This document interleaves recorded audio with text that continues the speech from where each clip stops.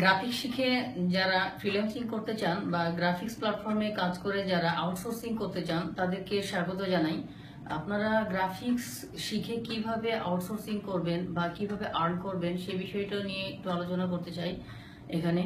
যেমন আপনি গ্রাফিক্সে কাজ শিখে এখানে একটা স্ট্যান্ডার্ড ইনকামে পৌঁছাতে পারবেন।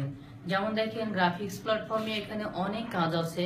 সেই কাজগুলোর মধ্যে আমি যদি বলি, যেমন ভিজিটিং কার্ড ডিজাইন, এরপরে বুক cover design, inviting card, marriage card আছে এবং অ্যান্ড্রয়েড অ্যাপস আইকনগুলো, এরকম অনেক ডিজাইন আছে। তার মধ্যে আমরা আউটসোর্সিংয়ে ম্যাক্সিমাম যে কাজগুলো পেয়ে থাকি অল্প পরিশ্রমে, সেগুলো যেমন ক্লিপিং পাথ, মাস্কিং করে, এই কাজগুলো আপনাকে অনেক হেল্পফুল কাজ এবং অল্প সময়ের মধ্যে এই কাজগুলো করে আপনি আউটসোর্সিংয়ে বেশ ভালো করতে পারবেন।